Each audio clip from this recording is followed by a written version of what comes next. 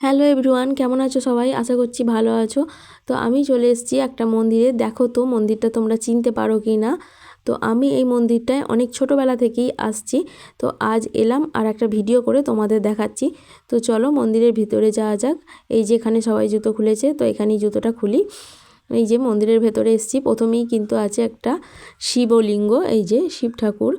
তো দেখো, যেহেতু আমার এখানে মাসির বাড়ি, তাই আমি ছোটোবেলা থেকে এই মন্দিরটায় আসছি। যখনই মাসির বাড়ি আসি আর এই মন্দিরে আমরা বেড়াতে আসি, সন্ধেবেলার দিকে বিকালবেলার দিকে আসি। তো এখন তো সন্ধেবেলা, তো এসেছি। তো দেখো চলো মন্দিরের ভিতরে যাওয়া যাক। তো দেখাই আগে তোমাদের মাকে দেখাই আর কি, এই যে ঠাকুরকে দেখাই। তো দেখো তোমরা বুঝতে পারছো কি না, দাঁড়াও একটু কাছ থেকে দেখাচ্ছি। তো এই যে মায়ের মূর্তি আর কি, যেটা তো দেখে বুঝতে পারলে কি এবার কি মন্দির এটা। তো চলো মন্দিরটাকে একবার প্রদক্ষিণ করেই দেখাচ্ছি তোমাদের। আর এই দেখো মন্দিরের চূড়া থেকে তোমাদের দেখাচ্ছি, এটাই হচ্ছে বর্ধমানের সর্বমঙ্গলা মন্দির। বুঝতে পারছো? অনেকেই হয়তো জানো, আবার অনেকেই জানো না।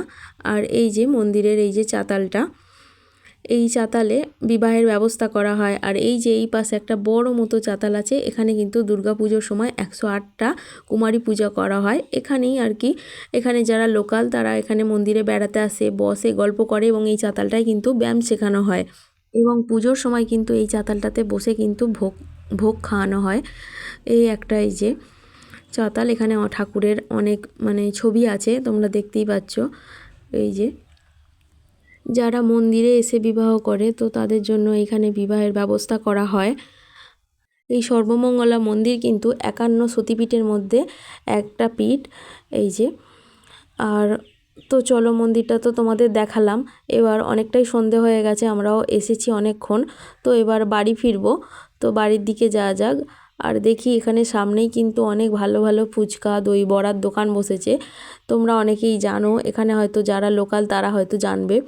তো চলো সেখান থেকে একটুখানি ফুচকা টুচকা খেয়ে বাড়ি যাওয়া যাক। তো ভিডিওটা কেমন লাগলো অবশ্যই জানাবে, ভালো লাগলে লাইক